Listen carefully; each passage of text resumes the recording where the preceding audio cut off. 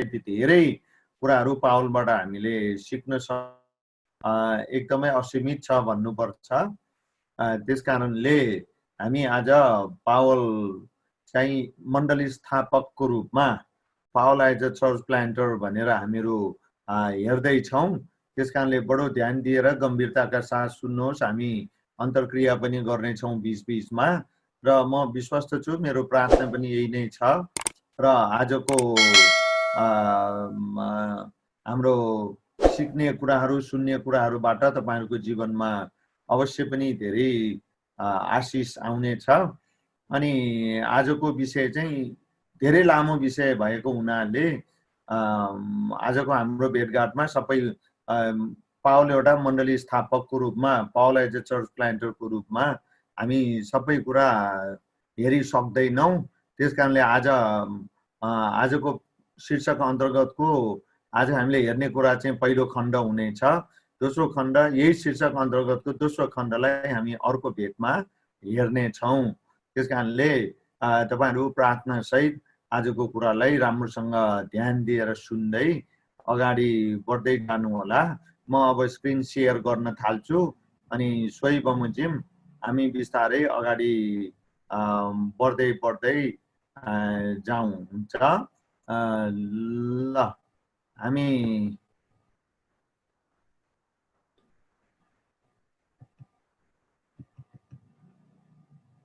कता गयो खै, हामी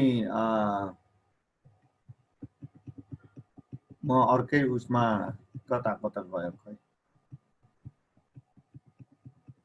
थाहा भएन के भयो। म फेरि एकचोटि यसलाई बन्द गरेर गर्छु है।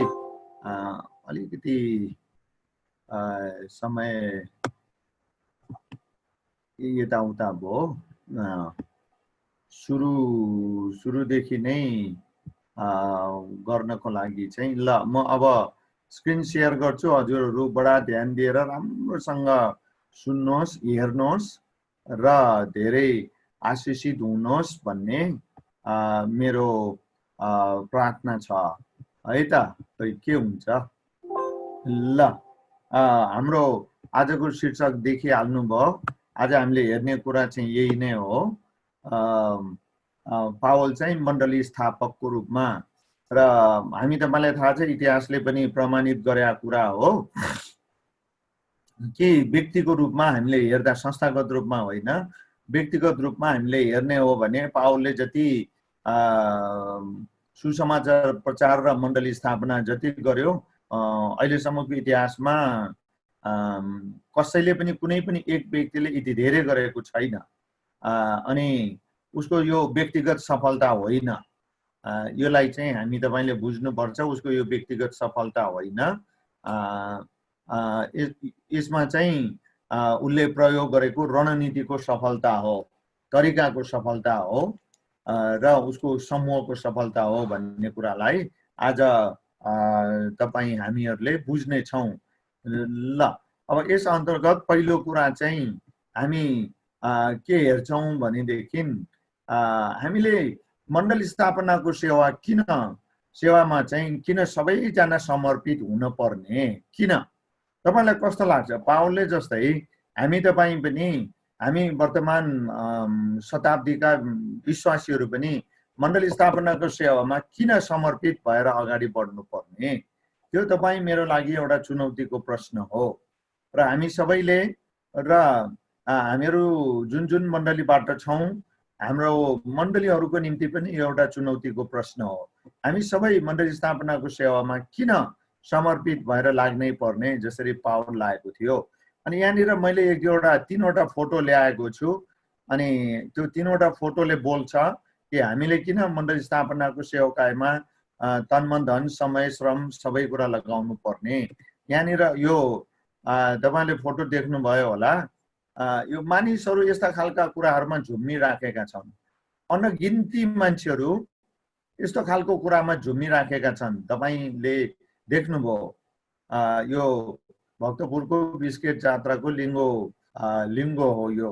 अनि यस्तो खालको कुराहरूमा मानिसहरू झुम्मिराखेका छन् र उनीहरूलाई प्रभुमा ल्याउने काम चाहिँ हाम्रो हो। तपाईको हो, मण्डलीको हो, हामी सबैको हो। अनि कुनै ठाउँमा भक्तपुरमा यस्तो होला त अन्य नेपालका विभिन्न ठाउँमा, संसारका विभिन्न ठाउँमा अनेक खालका विभिन्न कुराहरू होलान्। मान्छेहरू यसरी शैतानको पासोमा परिराखेका छन् र त्यसकारण हामीले सुसमाचार सुनाएर प्रभुको काममा चाहिँ हामी अगाडि बढ्नुपर्छ। यहाँनिर दोस्रो चित्र, दोस्रो फोटो तपाईले देख्नुभयो। मण्डली परमेश्वरको राज्यको वृद्धि विस्तारको सेवामा किन हामीले लगानी गर्नै पर्ने, लगानी गर्नुपर्ने कारण के हो? तपाईले यहाँनिर हेर्नुभयो भने अचम्म लाग्छ तपाईलाई। यो दुई ठाउँको कुरा हो। अनि यो 2072 सालको भूकम्पको बेलाको हो यो। अनि कुन भवितव्य, कुन प्राकृतिक प्रकोप कहिले आउँछ र कतिको मृत्यु हुन्छ भन्ने कुरा अनिश्चित छ। मृत्यु कुनै पनि व्यक्तिको जीवनमा जतिखेर पनि आउन सक्ने कुरा हो। यो आउँछु भनेर खबर गरेर नआउन पनि सक्छ। त्यसकारणले यी मानिसहरूको उद्धारको जिम्मा चाहिँ परमेश्वरले तपाईँ हामीलाई दिनुभएको छ। त्यसकारण हामी चुप लाएर बस्नु भएन। पावलले जस्तै मण्डली अन्तर्गत सुसमाचारको सेवामा चाँडै लाग्नु पर्यो। तेस्रो फोटो, अनि किन परमेश्वरको सेवामा लागेर आफ्ना दौतरीहरूलाई प्रभुमा ल्याएर मण्डली स्थापना गर्नुपर्ने, आफ्ना दौतरीहरूलाई प्रभुमा ल्याएर किन मण्डली स्थापनाको सेवा गर्नुपर्ने, यो तपाईले देख्नु भएको छ। कुनै पनि आन्दोलन हुँदाखेरि अनियन्त्रित हुन्छ र कसलाई कति बेला के हुन्छ, आगो पनि बल्छ, ढुङ्गा फालाफाल। अनि यस्तो खालको संसार अहिले कता गइराखेको छ? यो एउटा गम्भीर प्रश्न हो। विचारशील मान्छेको लागि यो गम्भीर प्रश्न हो। अहिलेको संसार, अहिलेको पुस्ता कता गइरहेछ? Where the present generation is going? त्यो एउटा चुनौतीको विषय छ। त्यसकारणले हामी जहाँ सुकेका हौँ, जो सुकेका हौँ, तपाईँ प्रभुमा हुनुहुन्छ, तपाईँ आफ्नो मण्डलीमा हुनुहुन्छ। त्यसकारणले अहिले संसारको अवस्था बडा जटिल छ र अहिलेको पुस्ता कता गइराखेको छ भन्ने कुरा उनीहरूलाई थाहा छैन। त्यसकारण उनीहरूलाई सुसमाचार सुनाएर प्रभुमा ल्याउने काम चाहिँ हाम्रो हो। त्यसकारणले अब हामी सरासरी पावलको जीवनको रिफ्लेक्सन गर्दै हामीहरू हेरौँ, पहिलो शताब्दीमा मण्डली स्थापनाको सेवा निकै रफ्तारमा किन र कसरी भयो त? हामीले कस्तो खालको मोडल पक्रिनु पर्ने हो त? पहिलो शताब्दीको मोडलबाट हामीले अहिले के सिक्न पर्ने हो, के गर्नुपर्ने हो र कुन प्रकारका कुराहरूलाई हामीले कपी गर्नुपर्ने हो र हाम्रो मण्डलीमा अप्लाई गर्नुपर्ने हो। र तपाईहरू जो जति अहिले एटेन्ड भइराख्नु भएको छ यो क्लासमा, तपाईहरुले पनि सोच्नुहोस् र पहिलो शताब्दीमा जुन रफ्तारले मण्डली स्थापना भएको थियो र अहिलेको युगमा, अहिलेको शताब्दीमा र त्यसमा पनि विशेष गरी हाम्रो देशमा किन त्यो रफ्तारमा मण्डली स्थापना भइराखेको छैन? अब हामी प्रेरितको पुस्तकबाट आजको अध्ययन विशेष गरी प्रेरितको पुस्तक र त्यसपश्चात पावलद्वारा लिखित अन्य पुस्तकहरूको रेफरेन्सहरू लिएर म आएको छु। त्यसकारणले पहिलो यो प्रश्नको जवाब खोज्ने क्रममा प्रेरितको पुस्तकबाट र अन्य पुस्तकबाट एक दुई खण्डहरू हामी तपाईहरू पढ्दै अगाडि बढ्नेछौँ। र पहिलो शताब्दीमा चाहिँ त्यो रफ्तारमा मण्डली स्थापना भयो र अहिले चाहिँ हाम्रो नेपालमा र संसारमा किन भइरहेको छैन भने पहिलो शताब्दीका विश्वासीहरू हामीहरूको बिचमा के भिन्नता, कमी कमजोरी के भयो त? त्यो कुरालाई तपाईले निश्चित रूपमा बुझ्नुहुनेछ। पहिलो खण्ड हामी पढौँ ल। सृष्टिले पढौँ। यो प्रेरितको 6 अध्यायको 7 पद हो। त्यसकारण तपाईले राम्रोसँग पढ्नुहोस्। यहाँनिर यो सरासरी पढ्नको लागि मात्रै मैले यो कपी पेस्ट गरे होइन। यहाँनिर तपाईले बुझ्नै पर्ने अत्यन्तै गहकिला, चुनौतीपूर्ण, मन छुने खालका कुराहरू छन्। ल पढौँ। परमेश्वरको वचन बढ्दै गयो र चेलाहरूको संख्या यरुशलेममा अत्यन्तै बढ्यो। पुजारीहरू मध्ये धेरै जनाले यस विश्वासलाई ग्रहण गरे। धन्यवाद। ल सुन्नुहोस् है, यहाँनिर 3वटा कुरा छ। ट्रायंगल देख्नुभयो यो 6 को 7 मा? ल पढ्ने मान्छेले भनौँ त यहाँ ट्रायंगल छ, 3वटा कुरा छ। तपाईहरु सबैले ध्यान दिएर सुन्नुहोस् है, यसरी विश्लेषण गरौँ। यो किन भयो त? यो ट्रायंगल छ यहाँ, ल भनौँ त के छ तीनटा कुरा?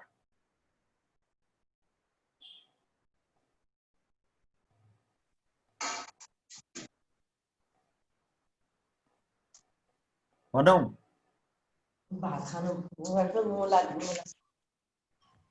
मेरो प्रश्न सृष्टिलाई नसुनेको अघि नै प्रश्न सबैको लागि हो, तर सृष्टिले जवाब दिन्छ भनेको थिएँ नि। यो 6 को 7 मा भर्खर पढेको खण्डमा यहाँ त्रिकोण छ, ट्रायंगल छ, तीनवटा अत्यन्तै महत्त्वपूर्ण कुराहरू छन्। एक अर्कामा भर पर्ने, एक छैन भने अर्को हुन्न, अर्को छैन भने अर्को हुन्न, त्यस्तो खालको तीनवटा कुरा के छ यो 6 को 7 मा?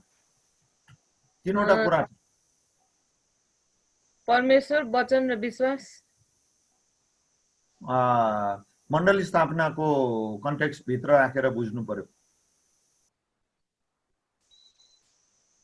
वचन बढ्दै गयो।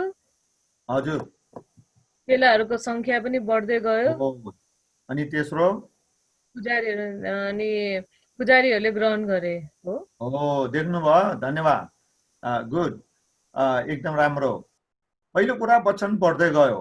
वचन बढ्दै जानुको फल चाहिँ के देखिए त भन्दा चेलाहरू, अब यहाँ विश्वासीहरू भनेको छैन, याद गर्नु होला। विश्वासी र चेलाको अर्थ फरक छ। अस्ति नै गएको क्लासमा तपाईले धेरथोर बुझिसक्नु भएको छ।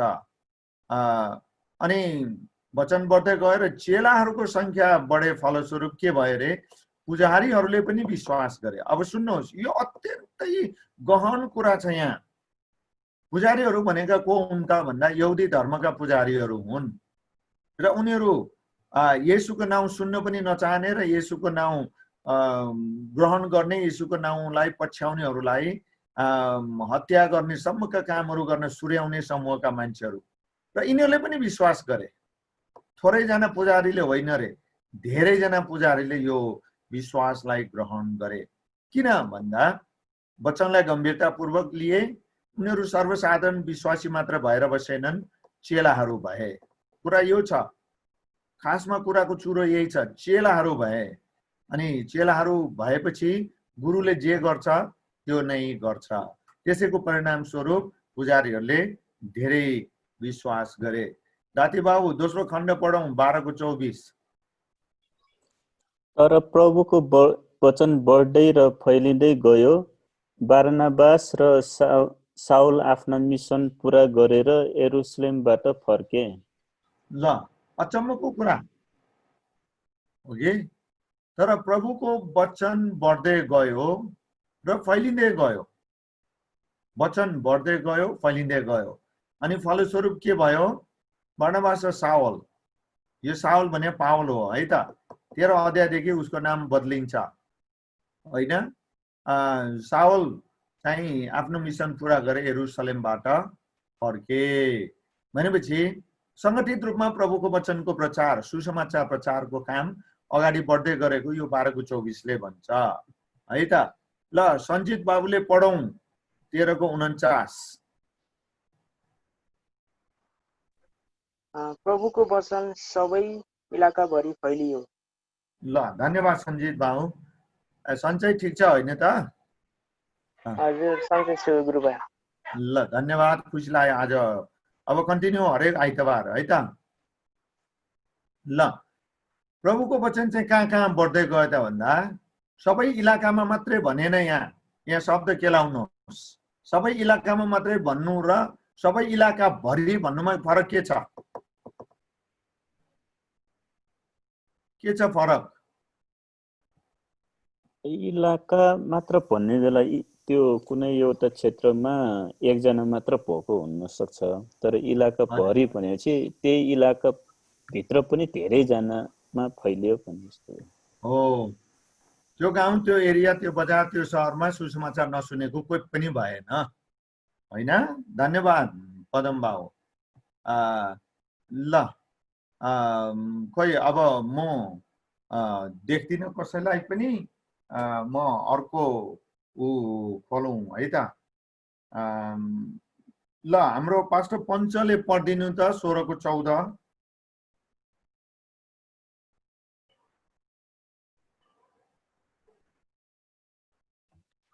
खै अनि थियातिरा सहरकी निवासी बैजनी वस्त्रको व्यापार गर्ने लिदिया नाउकी एउटी ईश्वर भक्त स्त्रीले हाम्रा वचन सुनिन्। पावलले बोलेका कुरा ध्यानसँग सुनुन् भनेर प्रभुले तिनको हृदय खोलिदिनु भयो। धन्यवाद धेरै धेरै। ल अब यो खण्ड जो तपाईले भर्खरै पढ्नु भयो नि, यो खण्ड चाहिँ पहिलो शताब्दीको मण्डलीको वृद्धि जो पश्चिम युरोपतिर हुँदै गयो, त्यसको निम्ति यो एकदमै टर्निङ पोइन्ट हो यो, है त। यो ठाउँ चाहिँ त्यसकारणले तपाईहरुले एकदम राम्रोसँग यसलाई अत्यन्तै गम्भीरतापूर्वक हेर्नुपर्छ कि यो लिडिया भन्ने व्यक्तिबाट धेरै यो सुसमाचारको प्रचारको काम चाहिँ पश्चिमतिर बढ्दै बढ्दै बढ्दै गएको, बढ्दै जाने क्रममा चाहिँ उसको धेरै ठुलो भूमिका यहाँनिर हामी देख्छौं। धेरै धेरै ठुलो भूमिका हामी यहाँनिर देख्छौं। त्यसकारणले गर्दाखेरि यो लिडिया एकजनाको कुरा मात्र हामी नगरौँ, उसको भूमिकाको र उसको योगदानको कुरा गरौँ, है त। अनि पावलले बोलेका कुरा ध्यानसँग सुनुन् भनेर प्रभुले तिनको हृदय खोलिदिनु भयो भनेर यहाँ लेखिएको छ। त्यसकारण अब अर्को खण्ड पढौँ 19:20, है त। ल 19:20 मदन आइसकेको हो? छैन जस्तो है? हजुर छैन जस्तो है। ल ठिक छ, अहिलेसम्म नपढ्नु भएको जसले पढिदिनु भए पनि हुन्छ। ल पढौँ त 19:20। यसरी प्रभुको वचन फैलिँदै गयो र प्रभावशाली भयो। धन्यवाद हो। अब मैले यहाँ यसरीलाई हाइलाइट गरेको कारण चाहिँ के छ भने प्रभुको वचन त्यत्तिकै सित्तैमा केही नगरी आफै फैलियो भने होइन। प्रभुका चेलाहरू एकदम धेरै समर्पित थिए र उनीहरूले प्रभुको वचनलाई, प्रभुलाई प्रेम गरेको हुनाले उनीहरूले प्रभुले दिनुभएको मत्ती 28:18-20 मा दिनुभएको महान आज्ञा र प्रेरित 1:8 दिनुभएको आज्ञालाई गम्भीरतापूर्वक लिए। त्यस कारणले प्रभुको वचन चाहिँ यस प्रकारले प्रशस्त रूपमा अगाडि बढ्दै फैलिँदै गएको हामी देख्छौं। भनेपछि अब समस्या कहाँनिर भयो त अहिले भन्दाखेरि हामीले गम्भीरतापूर्वक लिएनौं, कुरा चाहिँ त्यो हुन गयो। अब एउटा अर्को खण्डलाई पनि पढौँ, है त। दिनेश भाइ पढिदिनुहोस्, अघि नै भाइले पढ्न लाग्नु भएको थियो।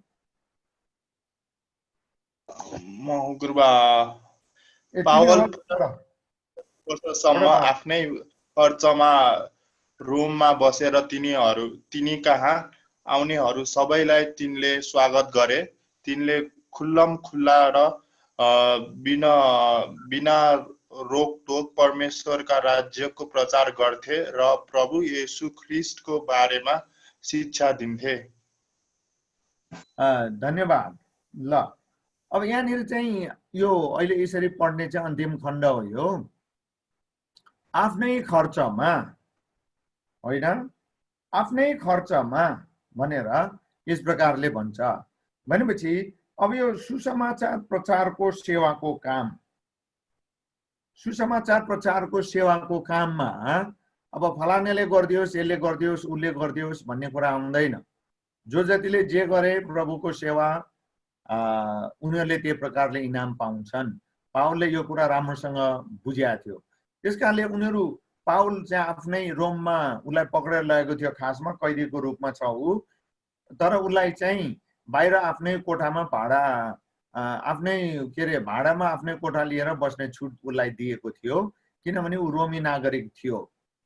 तैपनि उसले के गर्यो त भन्दा आफ्नै खर्चमा भाडा तिर्थे, खान्थे, बस्थे र सुसमाचार प्रचारको काम पनि तिनले खुल्लम खुल्ला र बिना रोकटोक परमेश्वरको राज्यको प्रचार गर्थे भनेर लेखिएको छ। त्यसकारणले पावलको समर्पणलाई हामीले यस प्रकारले देख्न सक्छौं र अहिले यिनै कुराहरूको कमी चाहिँ हामीहरूको जीवनमा, हामीहरूको मण्डलीमा छ, है। त्यसकारण यो कुरालाई अब तपाईँ हामी जो जति पाउलको लाइफको स्टडी गरिराखेका छौँ र आजको हाम्रो पाठको शीर्षक नै पाउल एउटा मण्डली स्थापना गर्ने अग्रणी व्यक्तित्वको रूपमा हामी हेर्दैछौँ भने उसको जीवनबाट हामीले पाउने चुनौती यही हो। ल आशा बहिनीले पढिदिनुहोस् त यो स्क्रिनको खण्डलाई।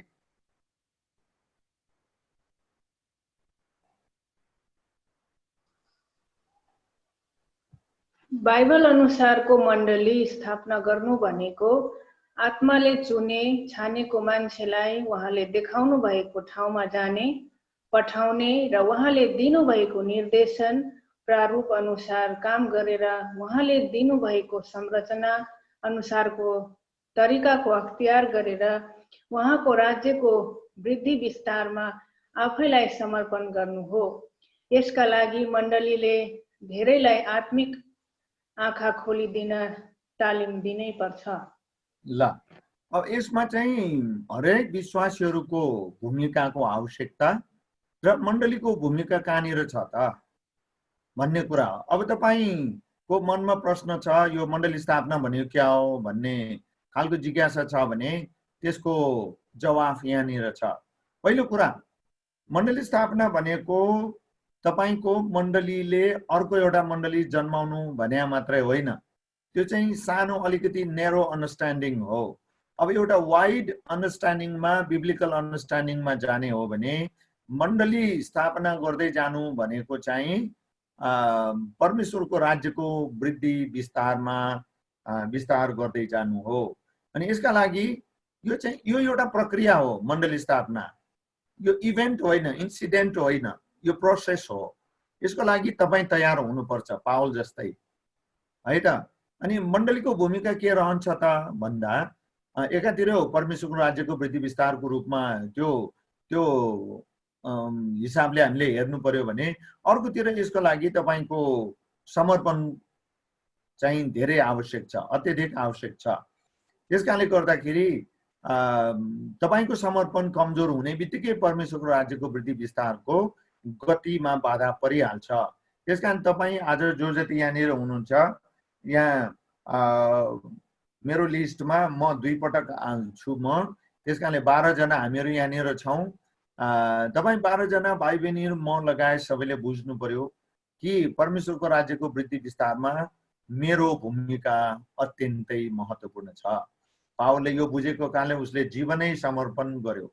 त्यसकारण मण्डलीले यतातर्फ दोहोऱ्याउनको लागि विश्वासीहरूलाई तालिमको बन्दोबस्त चाहिँ गरिदिनु आवश्यक हुन्छ। ल अब हामीहरू पावलको योगदानको कुरा गर्दै अगाडि बढ्नेछौँ र त्योभन्दा अगाडि एउटा पुरानो ईश्वर शास्त्र विज्ञ अथवा थियोलोजियन जोन ओवेन भन्ने मान्छे छ। उहाँले बडा राम्रो अत्यन्तै व्यवहारिक तर अत्यन्तै शक्तिशाली कुरा भन्नु भएको छ, है त। यसलाई तपाईहरूले असाध्य मनन गर्नुहोस्। मैले पनि यसलाई असाध्य गम्भीरतापूर्वक लिन आवश्यक छ, मनन गर्नु छ। त्यसकारण त्यो जोन ओवेनले के भनेको छ त भन्दाखेरि हेर्नुहोस् त, पहिलो कुरा जोन ओवेनले के भन्छ भनेदेखि यो ग्रेस अफ गड भन्ने को हो उहाँले पढिदिनु होला त। आफ्नै नाम राखिदिनु भएको भए बेस हुन्थ्यो। प्लिज यो ग्रेस अफ गडले पढिदिनुहोस् त। यहाँ यसरी लेखेको छ, यदि हामीसँग वचनविहीन आत्मा छ भने हामी पड्कन्छौँ। तपाईको परिचय पाउन। जय मसी गुरुबा, म चाहिँ दुबईबाट युएबाट सजनी हो, बनेपाने सुम मण्डली परिवारको सदस्य। हजुर बहिनी? सजनी रञ्जित बनेपाबाट, बनेपाने सुम मण्डलीबाट, अहिले चाहिँ हाल चाहिँ दुबईमा। ए कस्तो, अनि किन ग्रेस अफ गड राखेको त? नाम आफ्नै राखे भए बेस हुन्थ्यो। ल स्वागत छ, खुसी लाग्यो। रजनी, सजनी कि रजनी? सजनी। ल धन्यवाद नानी। ल तपाईहरु सबैले राम्रोसँग बुझ्नुहोस् है, यो बडा गहन कुरा छ। यहाँ हामीसँग वचनविहीन आत्मा छ भने हामी पड्कन्छौँ, त्यसले क्षति मात्रै गर्छ। यो भनेको के त भने मसँग पवित्र आत्मा हुनुहुन्छ, मसँग पवित्र आत्माले काम गरिरहनु भएको छ भनेर हामी एकहोरो कुरा गरेर हिँड्छौँ, तर परमेश्वरको वचनको सन्तुलित अन्डरस्ट्यान्डिङ छैन, परमेश्वरको वचन अनुसारको जीवन हामीले जिराखेका छैनौँ भने त्यो पड्किने काम मात्रै हुन्छ, त्यसमा रचनात्मक कुरा हुँदैन। त्यसले निर्माण गर्ने काम, अगाडि बढाउने काम, परमेश्वरको मण्डलीलाई बढाउने काम, परमेश्वरको राज्यलाई बढाउने काम गर्दैन। त्यसकारण अर्को एउटा पनि त्यस्तै खालको भनाइ यहाँनिर छ। मदनले पढिदिनु त यो दोस्रो वाक्य चाहिँ।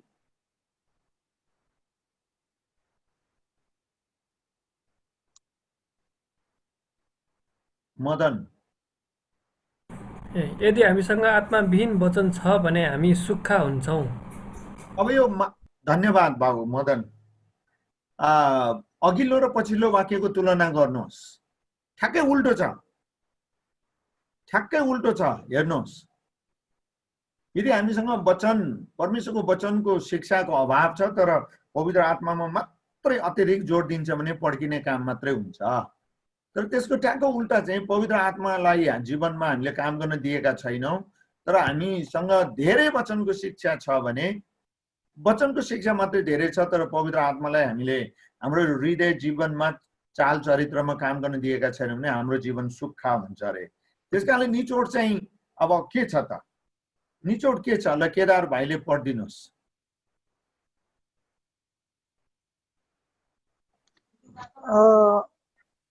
तीन नम्बर, तर जब हामीसँग वचन र आत्मा दुवै हुन्छ तब हामी बढ्छौँ।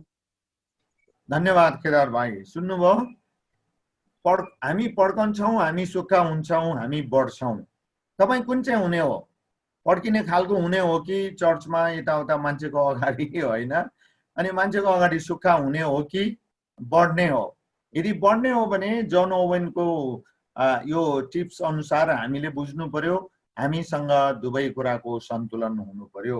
परमेश्वरको राज्यको वृद्धि विस्तारको सेवामा लाग्ने मान्छेहरूसँग यी दुवै कुराको सन्तुलन हुन आवश्यक छ। वचन र पवित्र आत्माको काम हाम्रो जीवनमा हुनुपर्छ। अब यो कोटेसन मैले किन ल्याएको, यहाँ तल तपाईँहरू इन्ट्रेस्टेड हुनुहुन्छ भने अङ्ग्रेजीमा पनि यो कोट गरेर राखिदिएको छु। अब यो किन ल्याएको भन्दाखेरि हामीले दुवै कुरालाई एकातिर महत्त्व दिनु पर्यो, यसको अर्थ बुझ्नु पर्यो हाम्रो जीवनमा। अर्को कुरा, पावलले यी दुवै कुरालाई उत्तिकै महत्त्व दिएको थियो। उसको यो प्रेरितको पुस्तकलाई तपाईँ पढ्नुहोस्, पहिलो कोरिन्थीको 12-14 अध्याय, एफिसीको 4 अध्याय, रोमीको 12 अध्याय तपाईँले पढ्नुहोस्।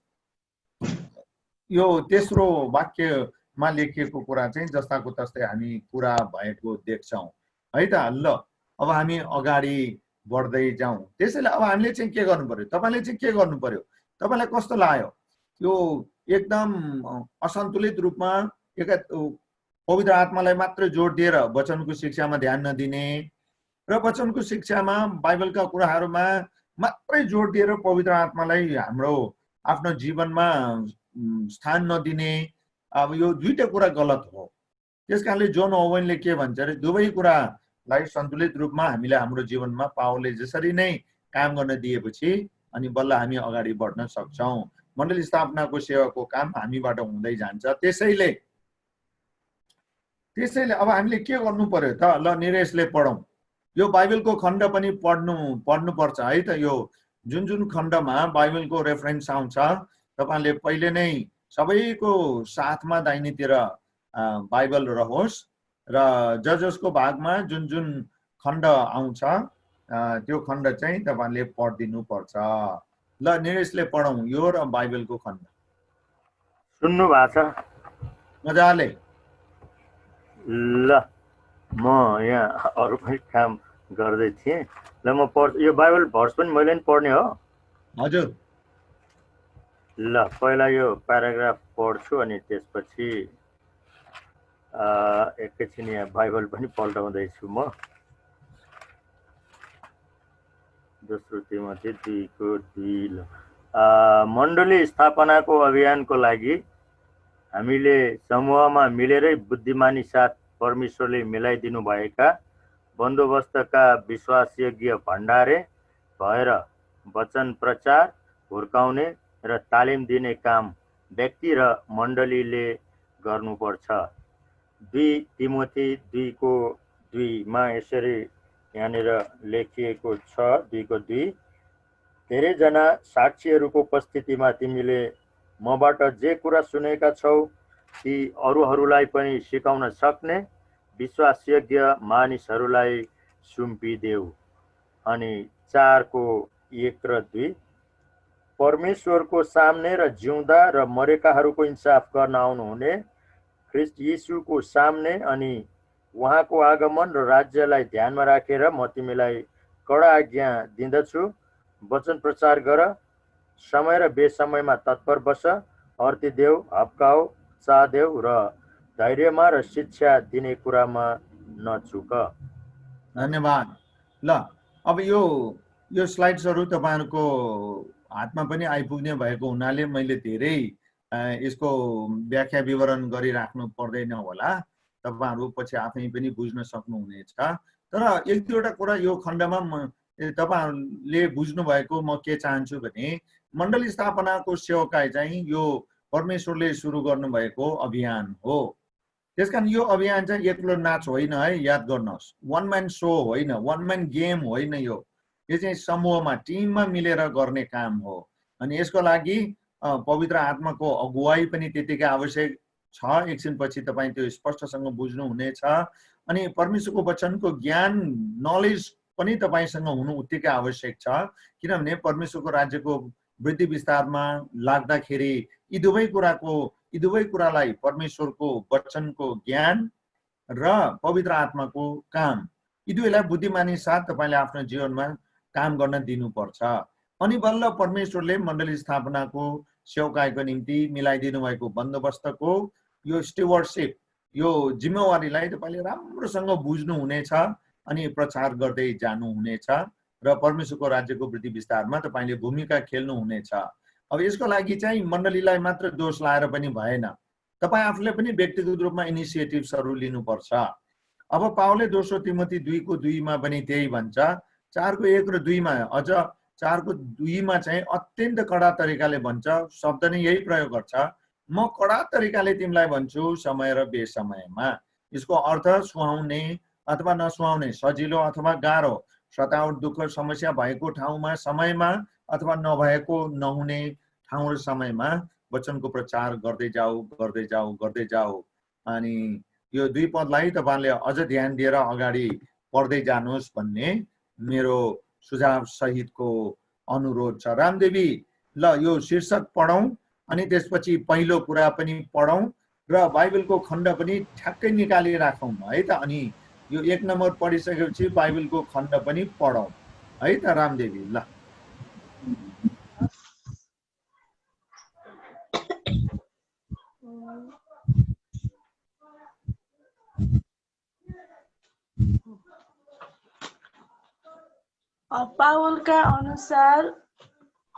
पावलका अनुसार मण्डली स्थापना गर्ने दर्शन भएका व्यक्ति र मण्डलीहरूसँग निम्न निश्चयताहरू हुनै पर्छ। 1. परमेश्वर हाम्रो सर्वोच्च जोश र उहाँको महिमा हाम्रो उच्च प्रेरणाको स्रोत हुनुपर्छ। हबकुक 2:4।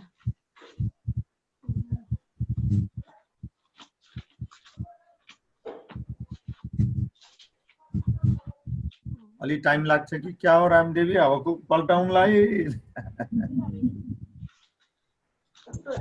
हबकुक 2:4। हेर, त्यो घमण्डले फुलिएको छ, त्यसका इच्छाहरू सोझा छैनन्, तर धर्मी चाहिँ आफ्नो विश्वासद्वारा जिउनेछ। ल यहाँ जोशको कुरा गरिएको छ। अनि यहाँ चाहिँ यो शीर्षक के छ भने यहाँ हामी केही थोरै कुराहरू पावलको जीवनबाट हेर्दैछौँ। कन्भिक्सनहरू हुनुपर्छ।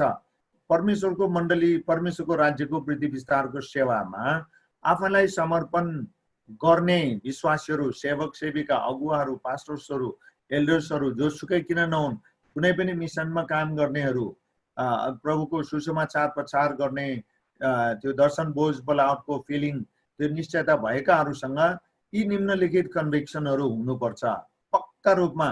त्यो चाहिँ के भने परमेश्वरको राज्यको वृद्धि विस्तारमा लाग्ने हो भने पाउल जीवनीबाट हामी के देख्छौँ त भने हाम्रा परमेश्वर नै हाम्रो सर्वोच्च जोश हुनुहुन्छ। यो प्यासन कुरा बुझ्नुभयो, परमेश्वर नै। त्यसकारणले तपाईले अघि नै हामीले यो जोन ओवेनको कुरा पनि यही सन्दर्भमा एकदमै मिल्दो छ कि वचन र आत्माको अगुवाईलाई हामीले हाम्रो जीवनमा काम गर्न दिनुपर्छ। किनभने तब पछि मात्रै प्यासन बन्छ। परमेश्वरको राज्यको वृद्धि विस्तारमा समर्पित भएर लाग्ने एकदमै जोश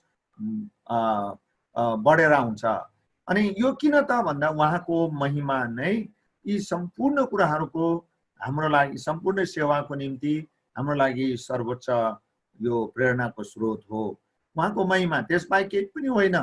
त्यसबाहेक यसपछि तपाईहरुले कुनै कुनै ठाउँमा यहाँ सुन्नुहुनेछ, मान्छेहरूले कस्ता कस्ता कुरामा इच्छा गर्छन्, आशा राख्छन् र त्यसकारण उनीहरू असफल हुन्छन् भन्ने कुरा हामी एकछिनपछि हेर्दै।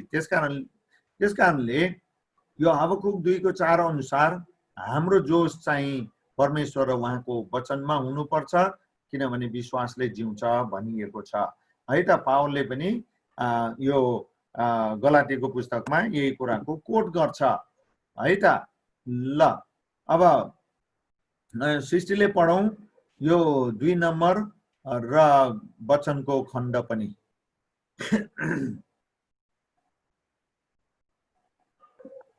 यसका लागि परमेश्वरको वचन नै हाम्रा लागि सर्वोच्च अधिकारको स्रोत हो। दोस्रो तिमोथी 3:16 र 17 यसमा यसरी लेखिएको छ,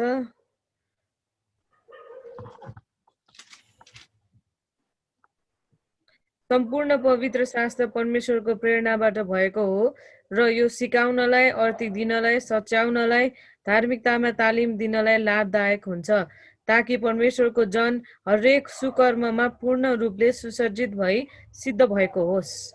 धन्यवाद। ल अब मण्डली स्थापनाको सेवामा हिँड्ने व्यक्तिको जीवनमा परमेश्वरको राज्यको वृद्धि विस्तार को सेवामा प्रक्रियामा समर्पित पावल जस्तै हुने व्यक्तिको जीवन चाहिँ यहाँनिर यो 17 पदको अन्तमा तपाईले एउटा शब्द नोटिस गर्नुभयो होला, सुसज्जित भन्ने छ। सुसज्जित चाहिँ लडाईमा त्यो कस्तो खालको शब्द हो भने आर्मीहरूले गर्ने सेवाको निम्ति प्रयोग हुने शब्द हो है। यो आर्सनल वर्ड हो यो। त्यसकारण तेजबहादुर भाइलाई बुझ्न गाह्रो हुन्न।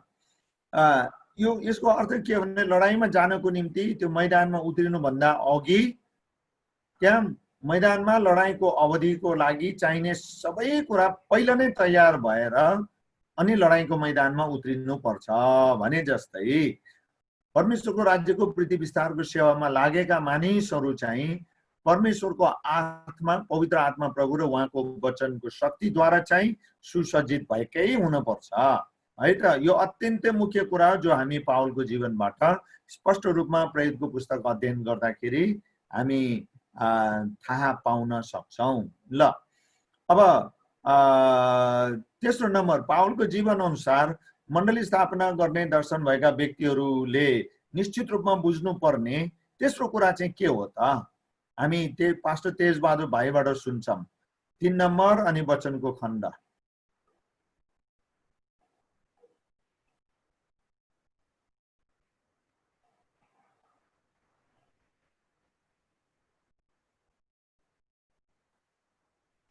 तेजबहादुर भाइ हुन्छ, मैले म्युट गरिन छु। परमेश्वरको आत्मा हाम्रो मार्ग निर्देशक हुनुहुन्छ। उहाँको उपस्थिति र अगुवाई बिना विश्वासी जीवन, सेवा र मिसन सम्भव छैन। यूहन्ना 16:13-15-16 मैले हेर्दैछु।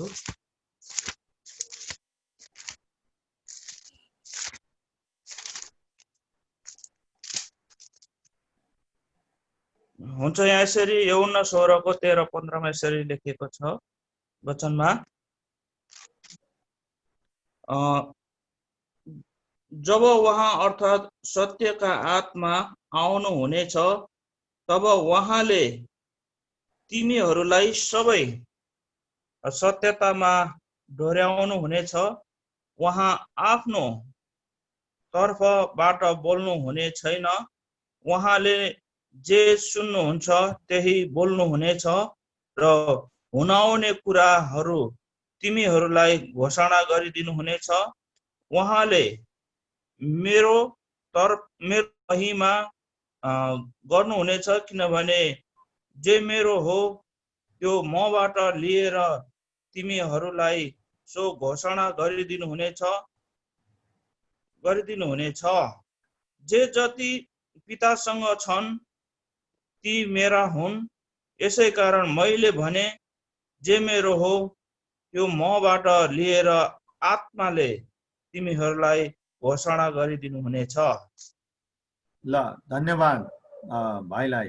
ल अब छोटकरी रूपमा 3 नम्बरको खास कुरा चाहिँ के हो भने परमेश्वरको राज्यको वृद्धि विस्तारको सेवामा समर्पित व्यक्तिसँग हुनुपर्ने तेस्रो निश्चयता चाहिँ के हो त भन्दा पवित्र आत्माको उपस्थिति र अगुवाई बिना, पवित्र आत्माको काम बिना मण्डली स्थापनाको सेवा र मिसन चाहिँ कुनै पनि हालतमा सम्भव छैन। किनभने यो जागिर होइन अनि यो कुनै अरू व्यवसाय जस्तो होइन, यो परमेश्वरको काम हो है त। त्यसकारणले हजुरहरूले यो कुरा चाहिँ राम्रोसँग बुझ्नु आवश्यक छ। ल अब हाम्रो पास्टर पञ्चले पढिदिनु होला 4 नम्बर र वचनको खण्ड पनि है त। मण्डली स्थापना सेवकाईको रणनीतिको केन्द्रीय कुरा नै प्रार्थना हो। हाम्रा प्रार्थना बमोजिम उहाँले अलौकिक काम गर्नुहुन्छ। मत्ती 9 अध्यायको 37 र 38 पदमा यसरी लेखिएको छ।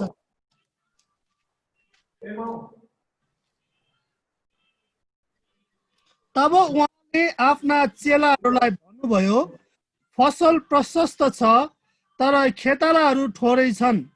यसकारण फसलका प्रभुलाई प्रार्थना गर र उहाँले आफ्ना फसलमा खेतालाहरू पठाइदिउन्।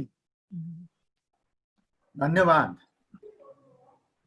यो मण्डली स्थापना अथवा परमेश्वरको राज्यको वृद्धि विस्तारको सेवामा लाग्ने सेवाको काम चाहिँ यो अलौकिक काम हो। यो लोकको काम, यो संसारको काम जस्तो होइन। अलौकिक भने ईश्वरीय भनेको। त्यसकारणले तपाईले प्रार्थनालाई मुख्य केन्द्रबिन्दु बनाउन पर्छ आफ्नो जीवन। त्यसकारणले प्रभुले पनि यहाँनिर हाम्रो पास्टर पञ्चले भर्खरै पढेर सुनाउनु भयो कि फसलका प्रभुलाई प्रार्थना गर, फसलका प्रभुसँग प्रार्थना गर। त्यसकारण मिसनको काम, परमेश्वरको राज्यको वृद्धि विस्तारको काममा तपाईँ हामीहरू जो जति यहाँनिर छौँ, तपाईले प्रार्थनालाई, तपाईले हामी सबैले प्रार्थनालाई अत्यन्तै उच्च प्राथमिकता दिनु पर्यो। किन? त्यसको कारण चाहिँ के हो त भन्दा प्रार्थना विहीन सेवा चाहिँ यो लौकिक सेवा हुन्छ, सांसारिक सेवा हुन्छ। लौकिक भने लोकसँग सम्बन्धित र दरो गहिरो समर्पित प्रार्थना सहितको सेवाको काम चाहिँ अलौकिक हुन्छ। कसरी भने तपाईको प्रार्थना अनुसार परमेश्वरले तपाईलाई चलाउनुहुन्छ। प्रार्थना नगर्नेलाई चलाउनुहुन्न। राम्रोसँग बुझ्नुहोस्। अनि प्रार्थना नगर्नेको जीवनबाट परमेश्वरले ईश्वरीय कामहरू गर्नुहुन्न, शक्ति चिन्ह आश्चर्यका कामहरू गर्नुहुन्न। र प्रार्थना गर्नेहरूको जीवनद्वारा नै परमेश्वरले अलौकिक ईश्वरीय कामहरू, शक्ति चिन्ह आश्चर्य कर्महरू गर्नुहुन्छ। परमेश्वरको राज्य विस्तारको सेवाको काम संसारको अनि अन्य कुनै व्यवसायसँग तुलना गर्न हुँदैन। त्यसकारण प्रार्थनाको जीवन बनाउनु पर्यो। भाइ बहिनीहरू, तपाईहरू जो जति अहिले यहाँ सहभागी भइराख्नु भएको छ, तपाईले आफ्नो जीवनलाई प्रार्थनाको जीवन बनाउनुहोस्। किनभने परमेश्वरले तपाईहरूलाई बिना ती सस्तो कुराले चुन्नु छान्नु बोलाउनु भएको होइन। उहाँको राज्यको वृद्धि विस्तारको निम्ति बोलाउनु भएको हुनाले तपाईले आफ्नो जीवनलाई प्रार्थनाको जीवन बनाउनुहोस्। अनि बल्ल तपाईबाट परमेश्वरले उहाँको राज्यको वृद्धि विस्तारको निम्ति अलौकिक रूपमा तपाईलाई चलाउनु हुनेछ। पदम बाउ 5 नम्बरको खण्ड पढौँ अनि 5 नम्बरले के भन्छ भन्ने कुरा चाहिँ मण्डली स्थापनाको सेवाको काममा लाग्नेहरूसँग हुनुपर्ने 5औं कन्भिक्सन हो, निश्चयता हो। ल रोमी 3:23 र 5:12 देखि 19 पनि पढौं अनि यो पहिला चाहिँ यो खण्ड पढौं पदम बाबु। त यो बाइबलको त्यो पढ पनि खोलिहालौँ। पापबाटको उद्धार नै सबै मानिसका सबभन्दा मुख्य आवश्यकता हो। रोमी 3:23। किनकि सबैले पाप गरेका छन् र परमेश्वरको महिमासम्म पुग्नबाट चुकेका छन्। रोमी 5:12 देखि 19।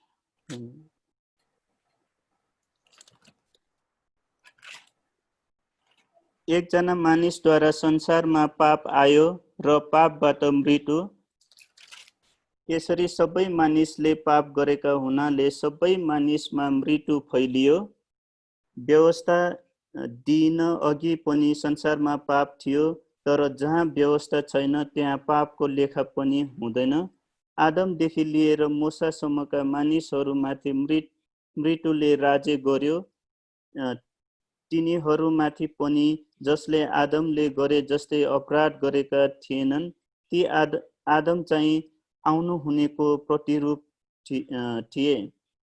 सितैको वरदान र त्यस अपराधमा केही समानता छैन, किनकि एकजना मानिसको अपराधले गर्दा धेरै मरे भने त झन् बढी परमेश्वरको अनुग्रह र एकजना मानिसको अर्थात् येशू ख्रीष्टद्वारा आएको सितैको वरदान धेरैका निम्ति प्रशस्त भयो। सितैको वरदान चाहिँ त्यस एकजना मानिसको पापको नतिजा जस्तै होइन, किनकि एउटा अपराधको इन्साफले दण्डको आज्ञा ल्यायो, तर धेरै अपराधका पछि आउने सितैको वरदानले निर्दोषीकरण ल्याउँछ।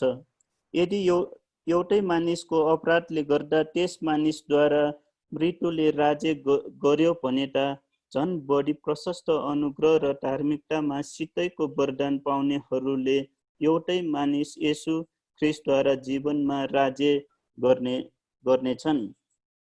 यसैले जसरी एउटै मानिसको अपराधले सबै मानिसहरू दण्डका भागीदार बने, त्यसरी नै एउटै मानिसको धार्मिकताको कामले सबै मानिसका निम्ति धर्मी ठहराएर जीवन ल्याउँछ। किनकि यसरी एउटै मानिसको अनाज्ञाकारिताले धेरैजना पापी बनाइए, त्यसै गरी एकैजनाको आज्ञाकारिताद्वारा धेरैजना धार्मिक बनाइनेछन्। धन्यवाद पदम बाबु। ल अब यहाँ हामी लामो गन्थन गरेर बस्ने छैनौँ। अहिलेको मानिसको, संसारका सबै मानिसहरूको, नेपाल संसार मात्र होइन, तपाईँकै परिवारमा उद्धार नपाएकाहरू जति हुनुहुन्छ र तपाईँकै वल्लो घर पल्लो घर छरछिमेक वरिपरिकाहरूको सबभन्दा ठुलो आवश्यकता चाहिँ उद्धार हो, मुक्ति हो। पैसा होइन, सम्पत्ति होइन, नाम दाम होइन, उद्धार मुक्ति हो। त्यसकारणले यहाँनिर किन त भन्दाखेरि यहाँ तपाईँले 14 पदमा हेर्नुभयो भने मृत्युले राज्य गर्यो भने लेखिरहेछ। संसारमा अहिले मृत्युले राज्य गरिराखेको छ। ऊ खुसी छ, हाँसिरहेछ, मेरै कब्जामा मेरै अधीनमा सबै संसारभरिका छन् भनेर। त्यसकारण त्यो अवस्थाबाट मुक्त गरेर ल्याउने जिम्मा मण्डलीलाई दिनुभएको छ। मण्डली भनेको तपाईँ हो है त। त्यसकारण यो तरिकाले हामी यो बुझेर अगाडि बढौँ। हामीसँग यो कन्भिक्सन हुनु पर्यो है त। ल अब छैठौं कुरा पढौँ मदन बाबु। महान आज्ञाको चुरो कुरा नै चेला निर्माण हो। मण्डली स्थापनाको सार तत्व र आधार नै यही हो।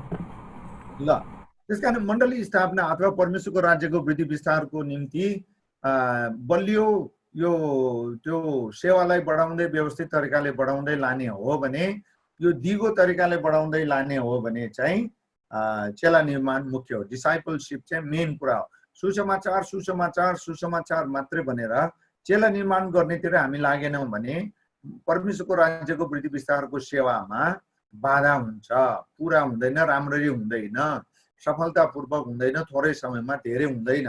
त्यसकारणले चेला निर्माणमा पावलले धेरै जोड दियो र पावल आफै पनि चेला थियो। हामीलाई यो कुरा थाहा छ है त। ल 7औं खण्ड 7औं नम्बर पढौँ है त। ल अब हाम्रो दिपेन बाबुले पढौँ 7 नम्बर। चेला बनाउनुको अर्थ स्वास्थ्य मण्डली स्थापना गर्नु हो। ल चेला बनाउनुको अर्थ के हो त भन्दा एउटा हेल्थी चर्चको सेवाको सुरुवात हो। त्यसकारण तपाई अब म चेला बनाउँछु नभन्नुहोस् है त। मेरो कुरा राम्ररी सुनेर बुझ्नुहोस्। म चेला बनाउँछु नभन्नुहोस्। पहिला तपाई चेला बन्न सिक्नुहोस्। कुरा बुझ्नुभयो? पहिला तपाई चेला बन्न सिक्नुहोस्। तपाईहरु अहिले 15 जना हुनुहुन्छ यहाँ। तपाई 15 जना भाइ बहिनी साथी संगी सहकर्मीहरूलाई मेरो हात जोडी अनुरोध छ, तपाई पहिला चेला बन्नुहोस्। अनि चेला चाहिँ प्रभुको बन्ने हो सबभन्दा पहिलो कुरा, यीशुलाई हेर्ने हो।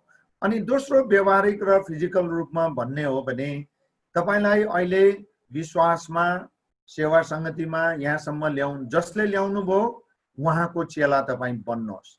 यसमा कुनै पनि स्वार्थ नलुकाउनुहोस् र यसमा कुनै पनि अपव्याख्या र तितोपना मनमा लिन आवश्यक छैन। किनभने आफू चेला भएर जिएर सेवा गर्न सिकेको छैन भने उले अरूलाई चेला बनाउन जान्दैन, सक्दैन, हुँदैन, मिल्दैन है त। यो अत्यन्तै महत्त्वपूर्ण कुरा हो है त। असाध्यै महत्त्वपूर्ण कुरा। त्यसकारण मैले यस प्रकारले भने राम्रोसँग बुझिदिनु होला। ल अब 8 नम्बर पढौँ हाम्रो निशाले। अनि यो दुईवटा बाइबलको खण्ड पनि तयार पारिराख्नु। निशाले पढौँ 8 नम्बर। जय मसीह मामा। जय मसीह। ल पढौँ नानी। 8 नम्बर भन्दा है। हजुर। मण्डली स्थापनाको लागि हामीले सुसमाचारलाई स्थानीय स्तरमै सान्दर्भिक र आदिवासीकरण गर्नुपर्छ। रोमी 14:13। तपाईँ बाहिरबाट जानुभएको हो भने उनीहरूले स्वीकार गर्ने किसिमले चल्न, बोल्न, व्यवहार गर्न सिक्नु जान्नुपर्छ। ल पढौँ। यो रोमी 14:13 प्रेरित 17:28। रोमी 14:13। यसै कारण हामी एउटाले अर्कालाई अब उसो इन्साफ नगरौँ, बरु आफ्नो भाइको बाटोमा ठेस लाग्ने कुरो अथवा बाधा पार्ने कुरो कहिले नराख्ने अठोट गरौँ। आमेन। आमेन। 17:28। प्रेरित 17:28। किनभने हामी उहाँमा जिउँछौँ र उहाँमा चहल पहल गर्छौँ र उहाँमा हाम्रो अस्तित्व छ। तपाईहरूका आफ्नै कविहरूले पनि भनेका छन्, हामी निश्चय उहाँकै सन्तान हौँ। आमेन। धन्यवाद। ल यो के रे निशा, यो चहल पहल हो। चहल पहल छ। चहल पहल नै ल ठिक छ। ल अब यो 8 नम्बरको विषयमा चाहिँ मैले अलिकति बढी कुरा गर्नुपर्ने हुन्छ। किनभने यो कस्तो लाग्ने दुईवटा शब्द हाइलाइट गरेको छु। अनि त्यो चाहिँ पावलको सेवकाईको समरी हो यो है त। तपाईले राम्रोसँग बुझ्नुहोस् है। पावलको सेवकाईको सफलताको समरी हो। पहिलो कुरा कन्टेक्स्चुअलाइजेसन है त। सान्दर्भिक बनाउनु पर्यो सुसमाचारलाई। तपाईले बारम्बार सुन्नु भएको छ हाम्रै क्लासमा पनि, अन्त आफ्नो मण्डलीमा पनि र ठाउँ ठाउँमा तपाईले पढ्नु भएका अन्य रिसोर्सेसहरुमा पनि पाउनु भएको छ। Methods can be changed but message can never be changed. त्यही हो सान्दर्भिक बनाउनु भनेको है। त्यसकारणले जुन ठाउँ, गाउँ, टोल, समाज, भाषा भाषी, जात जाति त्यो ठाउँमा बेग्लै खालको आस्था, उनीहरूको संस्कार, संस्कृति उनीहरूको आफ्नै खालको विभिन्न दृष्टिकोणहरू, विभिन्न कुराप्रति फरक फरक दृष्टिकोण हुन सक्छ। यी कुनै पनि कुरालाई तपाईँ बाहिरबाट जानुभएको मान्छे, तपाईँ त्यही समाज समुदायको, त्यही जात जाति भाषा धर्म वर्ण लिङ्गको मान्छे होइन, तपाईँ फरक खालको हुनुहुन्छ भने जुन ठाउँमा गएर तपाईँ जुन जात जाति एथनिक ग्रुप्सहरू अथवा जुन ट्राइब्सहरूमा गएर तपाईँ सुसमाचार सुनाउन गइराख्नु भएको छ अथवा सम्पर्कमा हुनुहुन्छ भने कन्टेक्स्चुअलाइज गर्नुहोस्।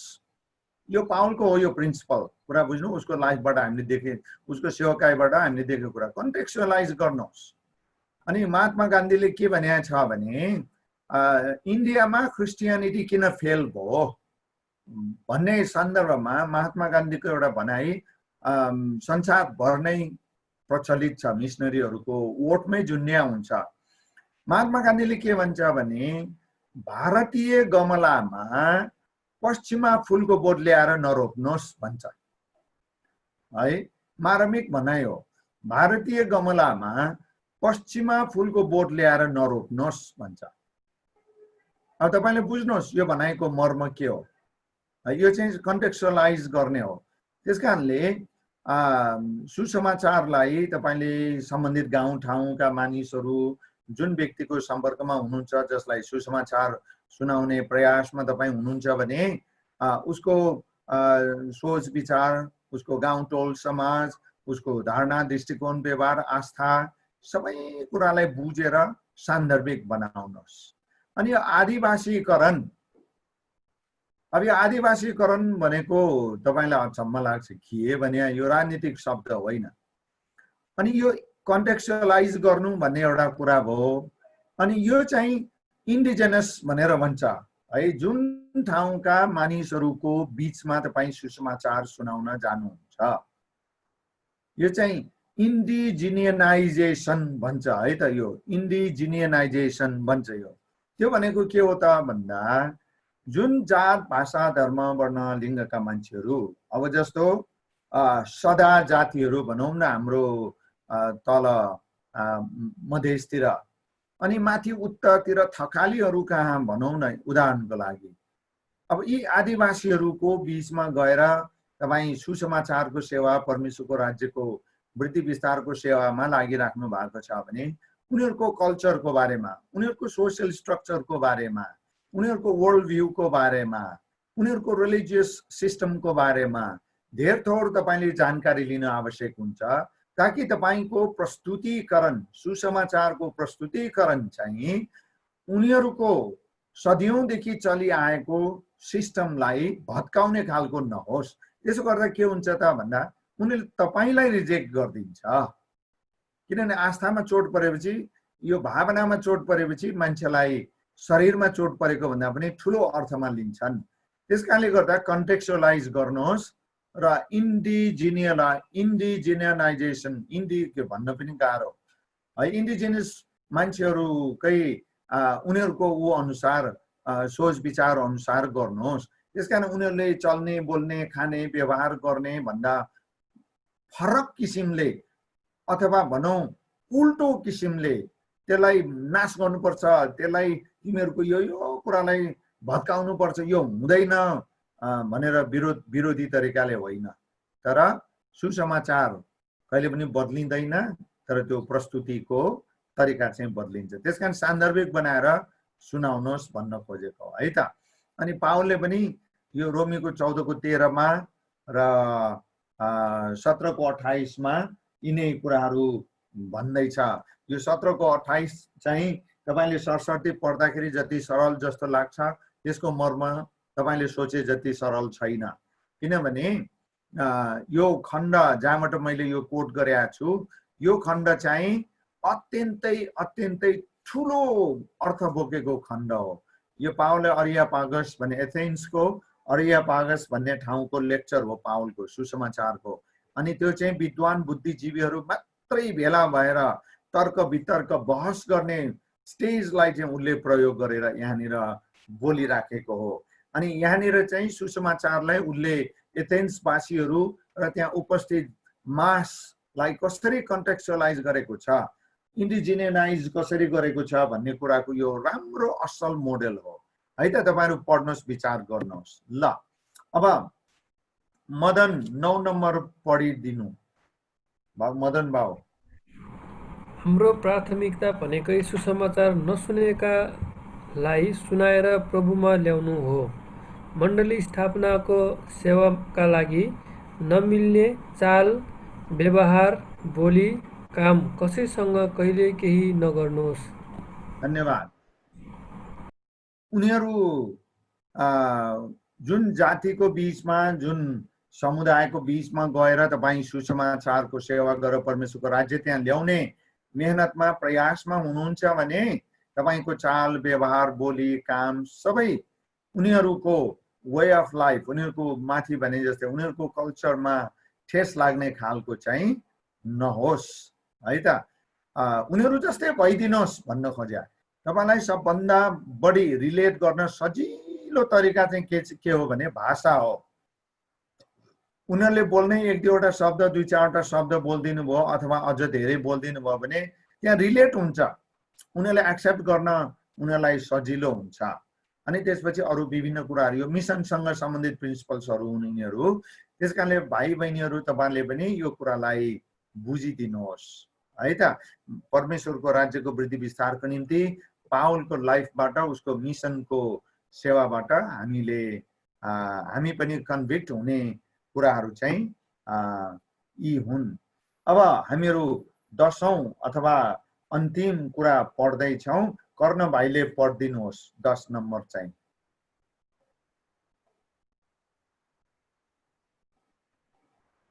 कर्ण भाइ। हजुर गुरुबा, आउँदैछु।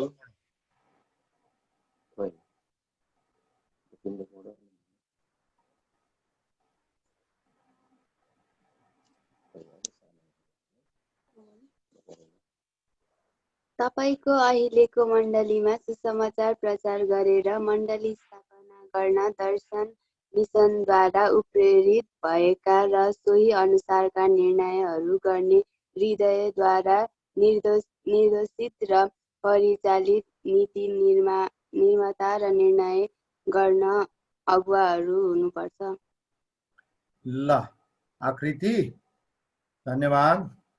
ल अब यो 10 नम्बरले के भन्छ भने मण्डलीको लिडरहरूको बारेमा, मण्डलीका अगुवाहरूको बारेमा कुरा गर्छ। तपाईहरु जो जति मण्डलीको अगुवाहरूको रूपमा प्रभुको राज्यको सेवामा सहयोग गरिराख्नु भएको छ तपाईहरुको लागि, र अरू जो जति अहिले मण्डलीको अगुवाको रूपमा हुनुहुन्न र यहाँ अहिले हाम्रो यो क्लासमा एटेन्ड गरिराख्नु भएको छ भने तपाईले प्रार्थना गर्नुपर्ने कुरा के हो भने मिसन अथवा परमेश्वरको राज्यको वृद्धि विस्तारको सेवा अनुकूल हुने खालको दर्शन बोझ भएका मण्डलीका अगुवाहरू हुनु पर्यो।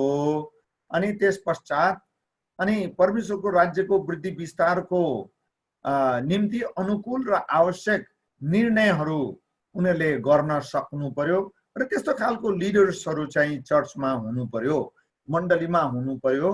अनि यस्तो भएको खण्डमा के हुन्छ त भने परमेश्वरको राज्यको वृद्धि विस्तारको सेवाको काम चाहिँ राम्रोसँग असल तरिकाले हुँदै जान्छ, बढ्दै जान्छ। किनभने तपाईलाई थाहा छ नीति निर्माताहरूको कारणले गर्दाखेरि हुने काममा धेरै असर पर्छ, धेरै प्रभाव पार्छ, सकारात्मक या नकारात्मक।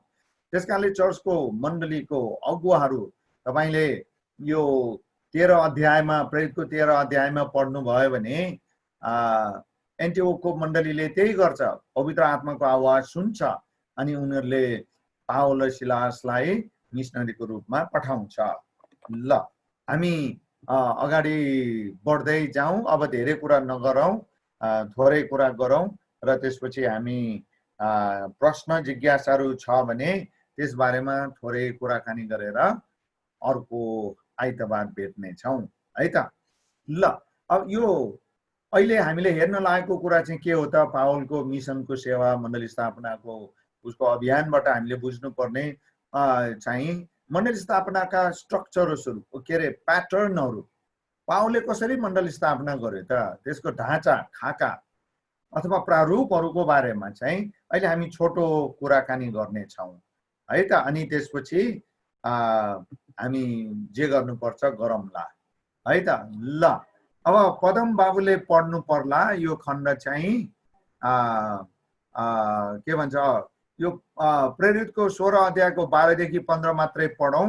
17 को 1 देखि 14 चाहिँ तपाईहरु सहभागीहरु आफै आफैले पढ्नु होला घरमा है त पछि। ल पदम बाबु 1 नम्बर र प्रेरितको 16 को 12 देखि 15 चाहिँ पढिदिनु होला।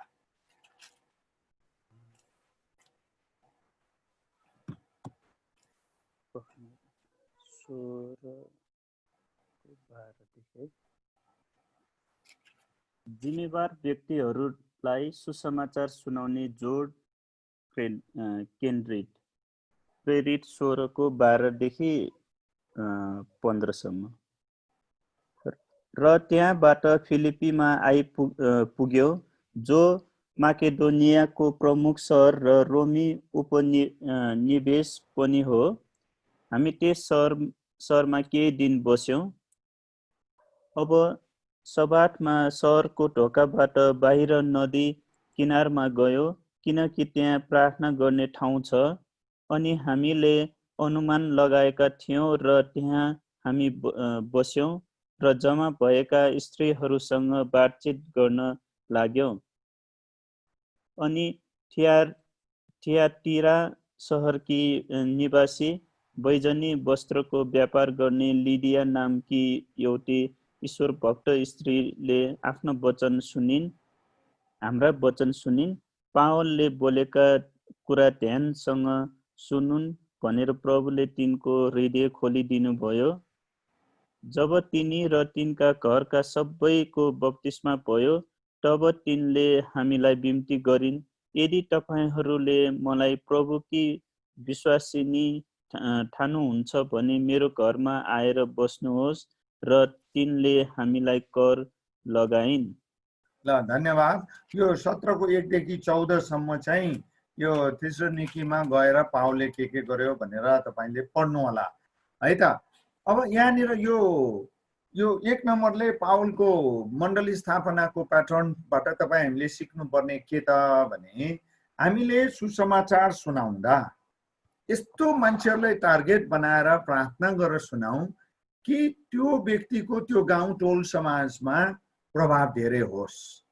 अनि यहाँनिर अर्को कुरा भर्खरै हामीले सुन्यौं हाम्रो पदम बाबुको पढाइबाट कि यो लिडिया नाम गरेकी स्त्री चाहिँ कहाँ बस्ती त भन्दा सहरमा बस्ती है। अब मिसनको सेवा गर्ने मान्छेहरूले परमेश्वरको राज्यको वृद्धि विस्तार यसको बारेमा अब एकछिनपछि हामी राम्रो कुरा गर्नेछौँ, थोरै तर अत्यन्तै महत्त्वपूर्ण कुरा गर्नेछौँ कि टार्गेट चाहिँ लक्ष्य चाहिँ हामीले प्रभावशाली मान्छेहरूमा केन्द्रित गर्नुपर्छ सुसमाचार सुनाउनलाई। अनि उनीहरूलाई देखेर हेरेर ती मान्छेबाट अरू थुप्रै मान्छेहरू आउन सजिलो हुन्छ। अरूलाई बाइपास गर्नु वास्ता नगर्नु भने चाहिँ होइन, तर यो चाहिँ मिसनरी पोलिसी हो अथवा पोलिसी भन्दा पनि यो स्ट्राटेजी हो सुसमाचार प्रचारद्वारा परमेश्वरको राज्यको वृद्धि विस्तारको निम्ति। त्यसकारण तपाईहरुले यो विषयको लागि प्रार्थना गर्नुहोस्, ध्यान दिनुहोस् र त्यस्ता मण्डली को सेवकाय परमेश्वरको राज्यको वृद्धि विस्तारमा उनीहरूको भूमिका धेरै हुन्छ जसले यसरी रणनैतिक र प्रभावशाली व्यक्तिहरूलाई सुसमाचार सुनाउनको निम्ति उनीहरूले प्रार्थना सहित लक्ष्य राख्छन्। अनि यहाँ लिडियाको उदाहरण त्यही हो। लिडियाको लोकेसन यस्तो ठाउँमा थियो कि लिडियाको परिवारद्वारा र त्यहाँ सुरु भएको मण्डलीद्वारा पश्चिमी युरोपतिर प्रशस्त गरिकन सुसमाचार प्रचार भयो। त्यसकारण यो गेटवे जस्तै हो है त। यो चाहिँ पावलको उसबाट हामीले बुझ्नु पर्ने र सुन्नु पर्ने। ल अब यो पहिलो उसको स्ट्राटेजीको पहिलो कुरा हो। हुन त पावलको मिनिस्ट्री स्ट्राटेजीको बारेमा हामी अर्को पाठमा पढ्ने छौं, तर यो चाहिँ मण्डली स्थापनाको निम्ति उले के कस्तो प्रयास गर्यो त्यो कुराका केही जानकारी टिप्सहरू हुन् यिनीहरू। ल हाम्रो निरेशले 2 नम्बर पढ्दिम है त। निरेशले 2 नम्बर चाँडै पढ्दिनु।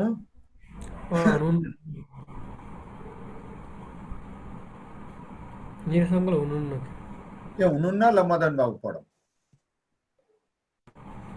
पावल र उसका समूहका मानिसहरूले रणनैतिक ठाउँहरू जस्तै सहर, बजार, शिक्षा, स्वास्थ्य, वाणिज्य, व्यापारका केन्द्रहरूमा मण्डली स्थापना गर्ने सेवामा उच्च जोड दिए। ल अब यो पहिलो 1 नम्बरको कुरालाई अझ पुष्टि गर्ने कुरा जानकारी तपाईले 2 नम्बरमा पाउनुहुन्छ। सहर बजारमा सुसमाचार परमेश्वरको राज्यको निम्ति सुसमाचार सुनाउन तपाई हामीले अझ अब चाहिँ जोड दिन पर्छ। किनभने सहर बजार भनेको कस्तो ठाउँ हो त भन्दाखेरि सहर बजार भनेको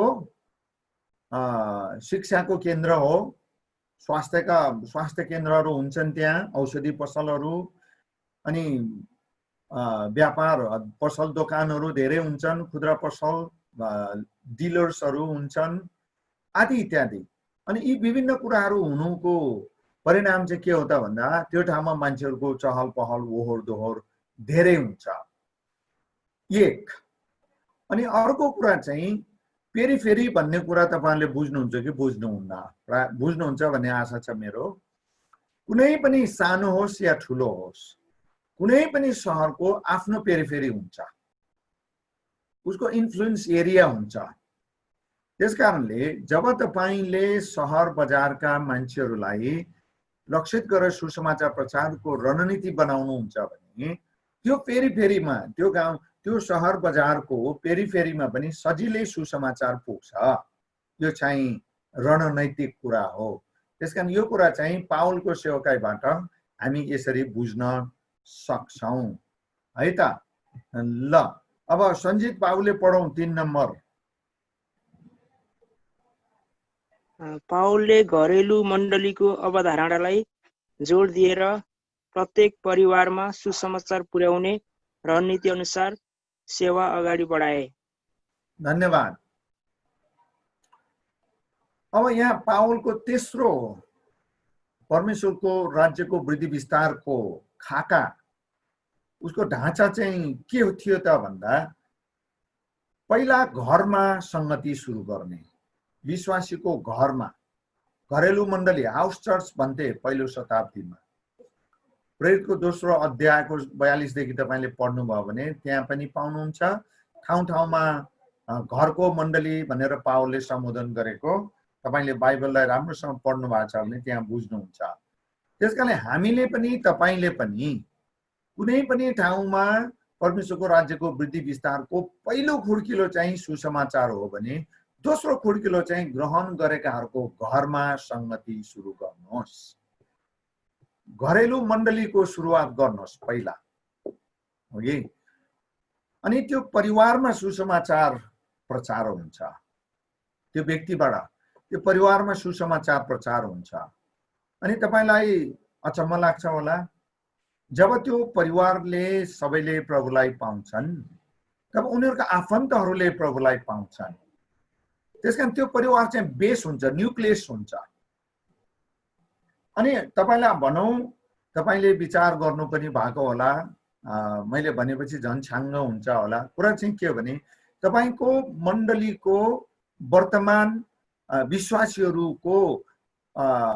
विश्वासीहरूको संख्या भन्दा पनि कस्तो खालको विश्वासीहरू धेरै छन् त भनेर तपाईले यसो अहिले मैले भन्दै गर्दा विचार गर्नुहोस् त। तपाईको मण्डलीमा, जुनसुकै मण्डलीमा पनि, नेपालमा होस् संसारमा होस्, आफन्तले आफन्तलाई प्रभुमा ल्याएकाहरूको संख्या धेरै छ। प्रभु बुझ्नु हो, नाता गोताको बीचमा। त्यसकारणले तपाईले पावलको प्याटर्नलाई चाहिँ फलो गर्ने हो भने सुसमाचार ग्रहण गर्ने बित्तिकै नै त्यो घरमा संगति सुरु गर्नुहोस्। त्यो परिवारले सुसमाचार सुन्ने मौका पाउँछ, त्यो घरेलु मण्डली हुन्छ। अनि 2 घर, 3 घर, 4 घर, 5 घर, 10, 12 घर भएपछि अनि औपचारिक रूपमा विधि पुर्याएर मण्डलीको रूपमा घोषणा गर्न सक्नुहुन्छ। त्यसकारण घरेलु मण्डली हाउस चर्चको कन्सेप्टलाई चाहिँ तपाईले बुझिदिनु पर्यो र यसलाई प्राथमिकता दिनु पर्यो र तपाईको मण्डलीले पनि यही कुरा गर्नु पर्यो है त। यो कुरालाई तपाईले बुझिदिनु भयो भने असाध्यै राम्रो हुन्छ। ल अब केदार भाइले पढिदिनुहोस् 4 नम्बर।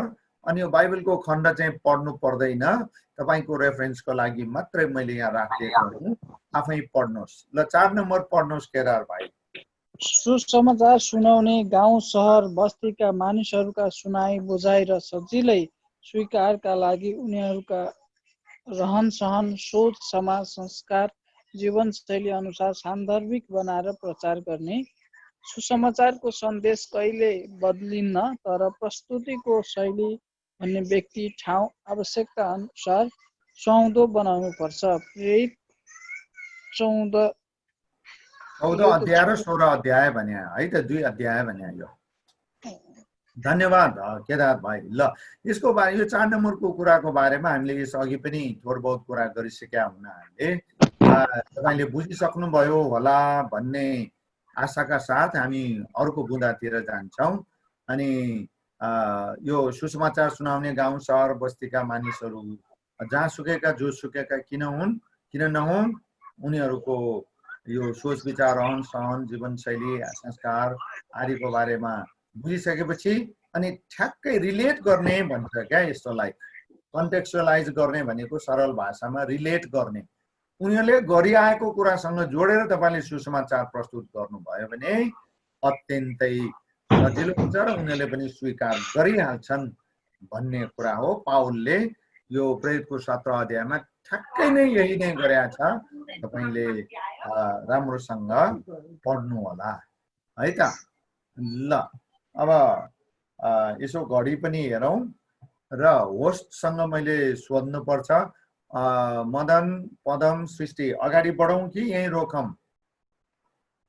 34 7:34 भयो मेरो घडीमा चाहिँ, के गरौँ?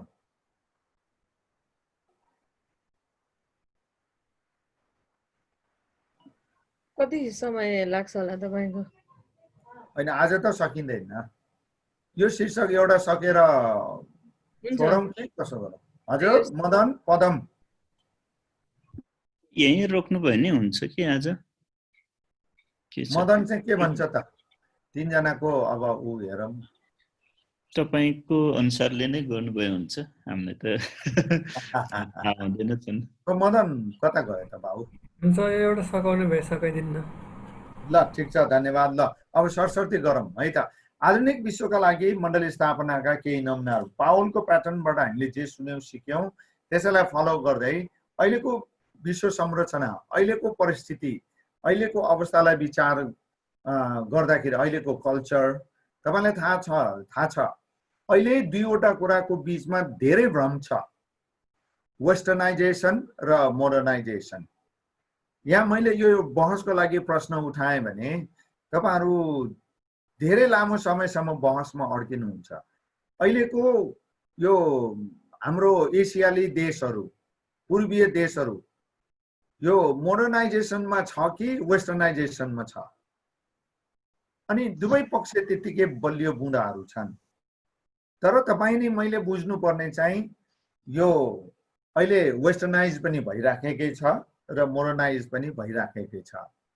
हाम्रो कल्चर पनि त्यही प्रकारले गइराखेको छ। तर अहिलेको कन्सेप्ट चाहिँ अहिले हामीले तपाईले बुझ्नुपर्ने मण्डली स्थापनाको सेवामा लाग्नेहरूले वेस्टर्नाइजेसन र मोडर्नाइजेसनलाई होइन, बुझ्नुभयो? अब बुझ्नुपर्ने ग्लोबलाइजेसनलाई हो, विश्वव्यापीकरण। यो एउटा कल्चर हो, यो कल्चर हो, यसलाई रोक्न छेक्न कसैले पनि सक्दैन। कुनै पनि शक्तिले सक्दैन यो ग्लोबलाइजेसनलाई। ग्लोबलाइजेसनलाई रोक्न खोज्ने बित्तिकै नै धेरै पछाडि धकेलिन्छ स्वत नै। यो कल्चरलाई बुझ्नु, यो कल्चर हो, अब यो कल्चरको रूपमा स्थापित हुँदैछ।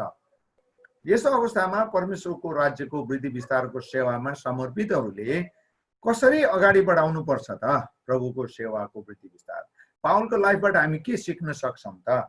हामी अगाडि बढाउँ है त। अब यसमा पनि 4-5 वटा कुराहरू मात्रै छ, सरासर्ती हामी तपाईहरुकै सुझाव अनुसार गर्छौं अनि त्यसपछि हामी अगाडि बढ्दै जान्छौं। ल हाम्रो पास्टर पञ्चले 1 नम्बर पढिदिनु होला।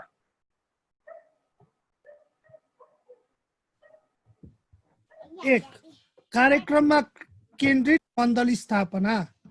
वचनको नमुना अनुसार सदस्यहरूका सेवा र परिचालनद्वारा ठाउँ समय सुहाउँदा विविध कार्यक्रमहरूद्वारा सदस्यहरूलाई क्रियाशील रहिरहन उत्साह दिएर वृद्धितर्फ नेतृत्व गराउने, जस्तै सुसमाचार, चेलापन, जवान, आमा दिदी बहिनी, बाल सङ्गति, घरमुली सङ्गतिहरू र सामाजिक सेवा र अन्य।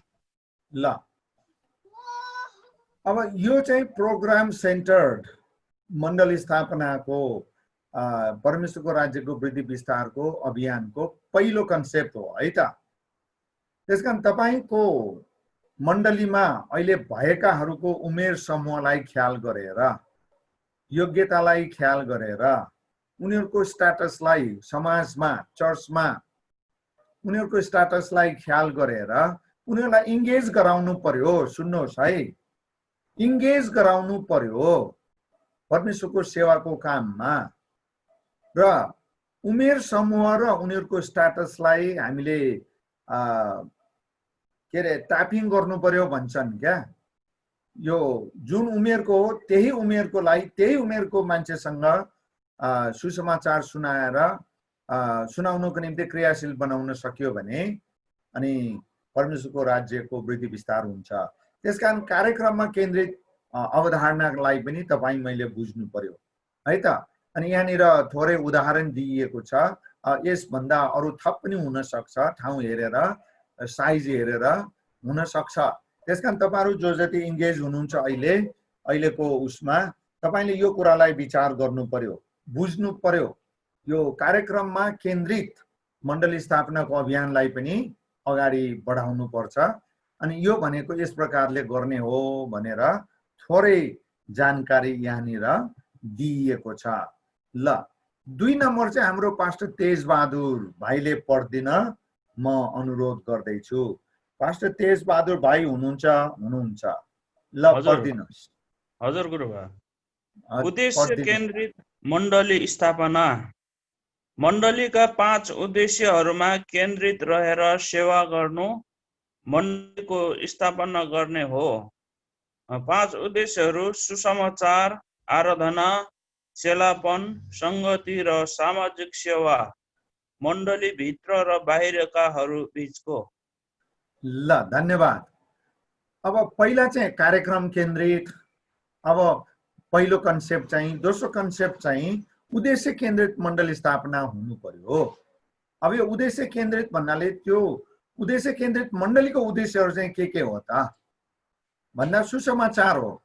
त्यो मण्डलीको अनेक किसिमको सेवकाहरू, जे जति सेवकाएका विभागहरू छन्, उपायहरू छन्, तौर तरिकाहरू छन्, ती सबैको एउटै उद्देश्य हो कि जहाँबाट हुन्छ, जसरी हुन्छ, सुसमाचार को वृद्धि होस्, विस्तार होस्, प्रचार गर्न, फैलाउन पाइयोस्। आराधना सेवा, आराधनामा विश्वासीहरूलाई इन्गेज गराउने, विभिन्न उमेर समूहकाहरूलाई कसरी कहाँ कहिले हुन्छ, भूगोल अनुसार र उमेर अनुसार विभिन्न कुराहरू जो निर्णायक कुराहरू हुन्छन् उनीहरू अनुसार। चेलापन मुख्य कुरा भइहाल्यो परमेश्वरको राज्यको वृद्धि विस्तारमा। अनि फेलोशिप, अनि यो 2 डाइमेन्सनल हुन्छ यो फेलोशिप भन्ने कुरा तपाईँ हामीले बुझ्नु पर्यो। अनि मण्डलीले सामाजिक सेवा पनि गर्नु पर्यो हो। मण्डली आफ्नो वाल भन्दा बाहिर निस्किनु पर्यो, पर्खाल भन्दा बाहिर निस्किनु पर्यो। अनि खालि त्यो मण्डलीको 4 दिवार भित्र मात्रै सेवा गरेर बसुन्जेलसम्म यो उद्देश्य केन्द्रित मण्डली बन्दैन। त्यसकारण सकेको गच्छेले, सदस्य संख्याले अथवा मण्डलीको आर्थिक अवस्थाले भ्याए, बुझे, जाने चाहेसम्मको सामाजिक सेवा पनि गाउँ टोलको लागि गर्दै अगाडि बढ्नुहोस्। यो उद्देश्य केन्द्रित मण्डलीको 5 वटा उद्देश्य हुन्छ। अनि तपाईको मण्डली उद्देश्य केन्द्रित छ कि छैन यो 2 नम्बरबाट तपाईले बुझ्नु हुनेछ। सुसमाचारको प्रचार गरिराखेका छ कि छैन, आराधना सेवा नियमित र सबल स्ट्रङ छ कि छैन, चेलापनको काम भइराखेको छ कि छैन, संगति परमेश्वरसँग र एकअर्का बीचको संगति, अगुवाहरू बीचको संगति, आमा दिदी बहिनी बीचको संगति, जवान बीचको, केटाकेटी बीचको, बुढाबुढी बीचको, कपल फेलोशिप पनि भन्छन् कति ठाउँमा, आदि इत्यादि विभिन्न खालको। अनि सामाजिक सेवा पनि मण्डलीले गर्न पर्छ है त। यो वस्तुस्थितिलाई बुझेर कहाँनिर कुन चाहिँ एप्लिकेबल हुन्छ, तपाईँ हामीले बुझेर यो अनुसार गर्ने हो है त। ल अब 3 नम्बरको चाहिँ हाम्रो रामदेवीले पढिदिनु है त नानी। 3 नम्बर सुसमाचार प्रचारमा केन्द्रित मण्डलीको स्थापना। यस्तो मण्डलीको स्थापना गर्ने जसको उद्देश्य, योजना, दर्शन, जनशक्ति, साधन, स्रोत, रणनीति आदि सबै सुसमाचार केन्द्रित होस्। यस्तो मण्डलीले आफू जहाँ छ त्यहाँका जनसमुदायको सुसमाचार प्रति धारणा, व्यवहार आदिलाई लक्षित गरी सोही अनुसारको व्यवस्था र बन्दोबस्त मिलाएर अगाडि बढ्छ। धन्यवाद रामदेवी। ल अब यो तपाईँ मलाई सोध्नुहुन्छ होला 2 र 3 नम्बरको बीचमा के फरक छ त? अब 2 ले 5वटा उद्देश्यलाई सन्तुलित रूपमा अगाडि बढाउँदै लैजाने खालको मण्डली हो 2 को।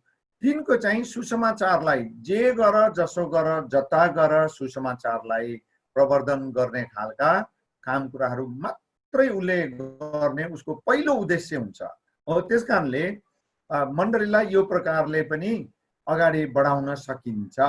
अनि यसका लागि तपाईले के गर्नु पर्यो त भन्दा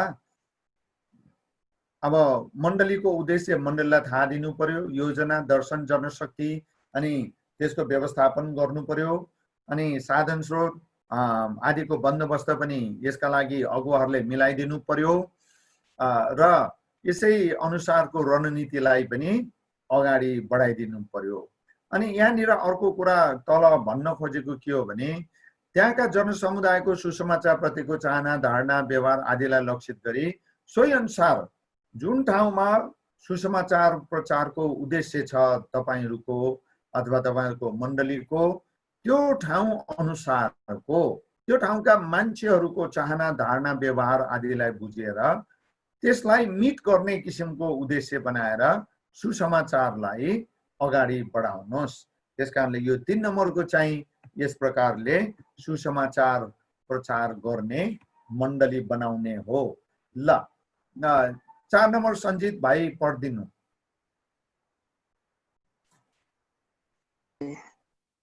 सम्बन्धमा केन्द्रित मण्डलीको स्थापना। यो मण्डलीले यस्तो जनसमुदायलाई लक्षित गर्छ जसले पुरातनवादी मण्डलीको संस्थागत संरचना मन पराउँदैन। यस्ता मण्डली सञ्जालमा आधारित हुन्छन् र घरेलु मण्डली सेवाको अवधारणालाई जोड दिन्छन्। यस्ता मण्डली गाउँ टोलका मानिसहरू बीचको सम्बन्धको आधारमा फैलदै बढ्दै जान्छ, जसको सामाजिक सञ्जाल स्वाभाविक रूपमा बलियो हुन्छन्। धन्यवाद।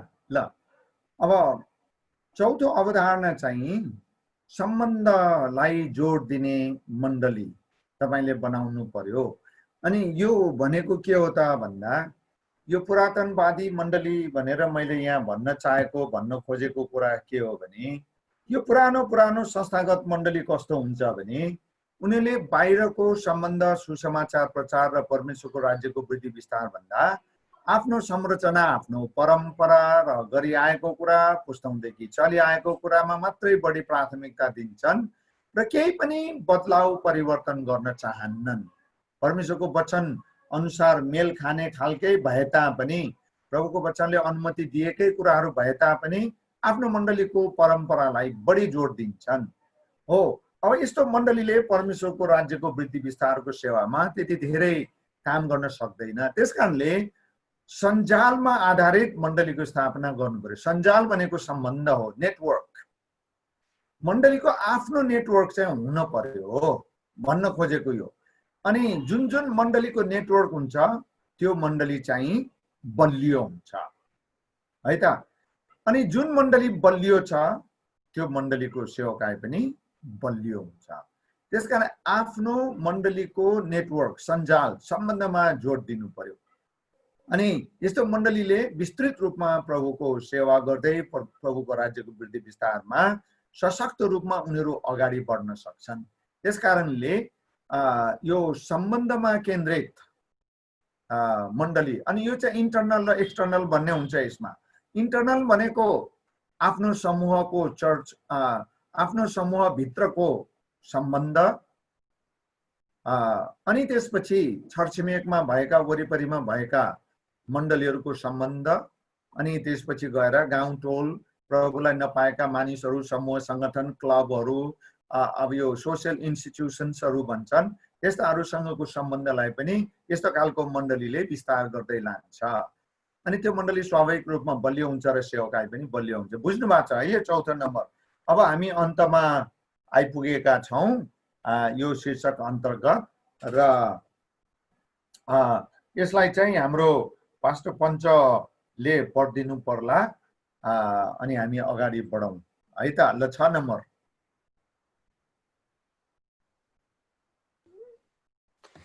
आफन्त र नातागोताका बीचमा मण्डली स्थापना। यस्तो मण्डली कुनै निश्चित स्थानमा बस्ने जनसमुदायलाई लक्षित गरी सुरु गरिन्छ। यी मानिसहरूको आफ्ना जातीय, भाषिक, संस्कार, धारणा, विश्वदृष्टि, जीवनशैली, आर्थिक, सामाजिक क्रियाकलापका आधारमा विशेष पहिचान हुन्छ। ल धन्यवाद। यो विश्वदृष्टि भनेको वर्ल्ड भ्यू भनेको है, मैले वर्ल्ड भ्यू भनेको उनीहरूको कुनै पनि कुरालाई हेर्ने, बुझ्ने, व्याख्या गर्ने, र उनीहरूले आफ्नो व्यक्तिगत र घर गाउँ समाजमा लागू गर्ने, यस्तो खालको कुरालाई विश्वदृष्टि भन्छ, वर्ल्ड भ्यू है त। ल अघि नै पनि यसको बारेमा थोरै कुरा गरिसकेका हुनाले धेरै कुरा नगरौँ, र यो तपाईँले पढ्दा पनि बुझिसक्नु भएको छ। अनि यो चाहिँ जनसमुदायमा कम्युनिटी भन्छन्, त्यसमा आधारित मण्डली हो।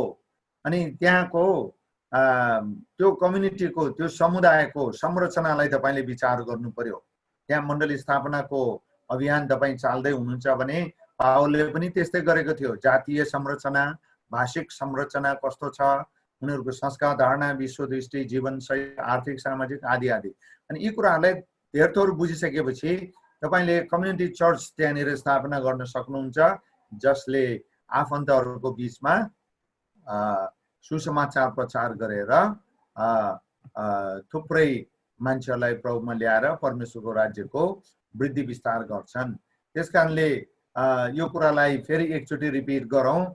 यो चाहिँ पावलको सेवकालाई विभिन्न एंगलबाट हेरेको हो है त। पावलको मण्डली विस्तार, प्रभुको राज्यको वृद्धि विस्तारको सेवामा उनले अख्तियार गरेका विभिन्न रणनीतिहरूलाई हामीले फरक फरक दृष्टिले हेरेका हौं। त्यसकारणले पहिलो चाहिँ कार्यक्रममा केन्द्रित मण्डली स्थापनाको अभियान भयो, यो कन्सेप्ट भयो एउटा। दोस्रो उद्देश्य केन्द्रित मण्डली स्थापना भयो। तेस्रो सुसमाचार प्रचारमा मात्र केन्द्रित मण्डली स्थापना भयो। चौथो सम्बन्धमा केन्द्रित, अनि एकैपटक 6 पो भएछ, 5 हुनुपर्ने ठाउँमा आफन्त र नातागोता बीचमा मण्डली स्थापना गर्ने अभियान कन्सेप्ट। अनि यो चाहिँ कम्युनिटी बेस्ड चर्च, यो के अरे यो चर्च ग्रोथको प्रिन्सिपल हो यो। त्यसकारण तपाईहरु हामीहरूले यो कुरालाई बुझेर व्यवहारमा लागू गर्नु पर्यो। अनि नेक्स्ट हाम्रो अर्को आइतबारमा चाहिँ पावलको शिक्षाको आधारमा मण्डली स्थापना सम्बन्धी अत्यावश्यक अवस्थाहरूको बारेमा हामीहरू नेक्स्ट भेटमा अर्को आइतबारमा हामीहरू कुरा गर्ने छौं है त। आजलाई यति मात्रै गरौँ। अब करिब 8 बज्न लागिसक्यो। त्यसकारणले तपाईहरु सबैलाई धेरै धन्यवाद छ।